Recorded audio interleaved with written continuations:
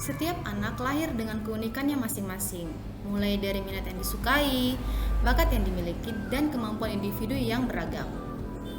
Oleh karena itu, pendidikan bertujuan untuk mengembangkan potensi-potensi individu siswa, baik potensi fisik maupun potensi cipta, rasa, dan karsanya, agar potensi itu menjadi nyata dan dapat berfungsi dalam perjalanan hidupnya. Dalam penerapannya, guru harus berupaya menghadirkan pembelajaran yang sesuai dengan minat dan kebutuhan belajar siswa, sehingga pembelajaran menjadi lebih menyenangkan dan bermakna, serta dapat mencapai tujuan yang diharapkan. Melalui pembelajaran berdiferensiasi dengan memanfaatkan teknologi, guru dapat menanggapi dan merespon kebutuhan belajar siswa, memanajemen kelas yang efektif sehingga dapat mencapai tujuan yang diharapkan. Pada video kali ini, saya akan berbagi kegiatan pembelajaran dikta, diferensiasi dan digitalisasi pada materi rangkaian listrik seri dan paralel kelas 9 di SMP Negeri 1 Amunggido. Penasaran? Mari kita bersama-sama saksikan. Materi rangkaian listrik seri dan juga paralel ini merupakan bagian dari materi listrik dinamis, di mana materi ini cukup menantang dan membutuhkan penalaran yang kritis dalam mengidentifikasi perbedaan rangkaian listrik seri dan paralel. Sebelum melakukan pembelajaran, saya terlebih dahulu melakukan analisis survei minat belajar dan kebutuhan belajar siswa untuk mengidentifikasi bahan ajar yang perlu saya siapkan. Berdasarkan hasil tersebut, saya kemudian menyusun rencana pelaksanaan pembelajaran yang menggunakan sumber belajar terbuka, quizzes, real media, dan path simulation untuk memenuhi minat belajar dan kebutuhan belajar siswa. Kegiatan pembelajaran diawali dengan mengecek kehadiran siswa dengan memanfaatkan absen online dengan scan barcode. Kemudian mengecek kesiapan siswa. Selanjutnya, saya memotivasi siswa dan mengaitkan kegiatan pembelajaran yang akan dilakukan dengan kegiatan pembelajaran sebelumnya. Saya juga menyampaikan tujuan pembelajaran yang akan dicapai.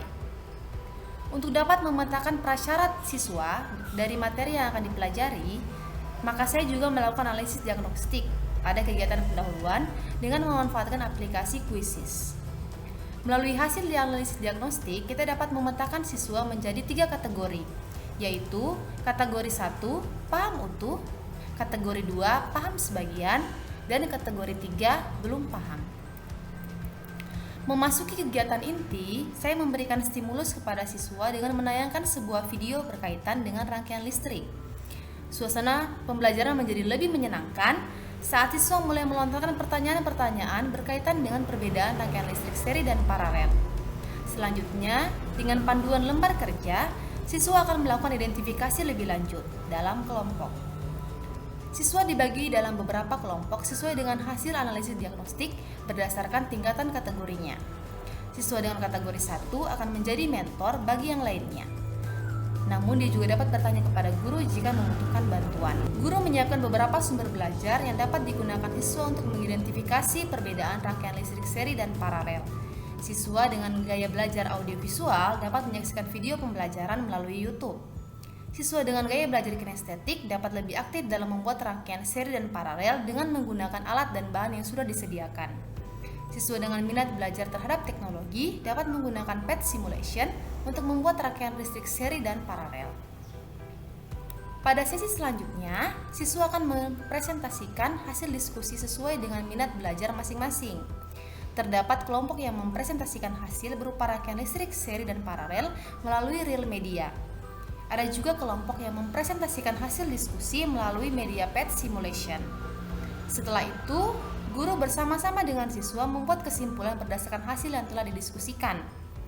Selanjutnya, guru memberikan penguatan terhadap materi yang telah dipelajari. Pada sesi penutup, guru melakukan asesmen formatif untuk mengetahui pemahaman siswa setelah melaksanakan kegiatan pembelajaran. Asesmen formatif dibagi menjadi 2 tingkatan, yaitu tingkatan sederhana dan tingkatan kompleks, di mana siswa yang telah menyelesaikan tingkatan sederhana dapat menyelesaikan asesmen untuk tingkatan kompleks. Pada akhir sesi penutup, guru dan siswa melakukan refleksi terhadap kegiatan pembelajaran yang telah dilakukan, di mana siswa akan memberikan respon terhadap kegiatan pembelajaran yang telah mereka alami. Pembelajaran ini berfokus pada diferensiasi konten, di mana siswa bebas menentukan bentuk rangkaian listrik seri dan paralel yang akan mereka buat. Selanjutnya, diferensiasi proses, di mana siswa dapat menentukan media yang ingin mereka gunakan dalam mengidentifikasi perbedaan rangkaian seri dan paralel, apakah dengan real media atau path simulation, serta diferensiasi produk, di mana siswa dapat mempresentasikan hasil diskusinya sesuai dengan minat belajar mereka. Perubahan terhadap semangat belajar siswa nampak saat melakukan percobaan, memaparkan hasil diskusi dan asesmen diagnostik, di mana melalui pembelajaran berdiferensiasi dengan path simulation dapat meningkatkan semangat, minat, dan pemahaman siswa terhadap materi yang diajarkan. Melalui pembelajaran dikta, diferensiasi, dan digitalisasi, kita menyadari bahwa pembelajaran tidak lagi berpusat kepada guru sebagai sumber belajar utama, tetapi berfokus kepada siswa, di mana siswa dapat secara merdeka menentukan seperti apa dan bagaimana mereka akan memperoleh pengetahuan yang sesuai dengan minat dan kebutuhan belajar mereka. Guru juga dapat secara merdeka menyiapkan kegiatan pembelajaran yang kreatif dan inovatif untuk mendukung siswa dalam kegiatan pembelajaran. Demikianlah praktek baik kegiatan pembelajaran dapat saya sampaikan. Semoga bermanfaat. Sekian dan terima kasih.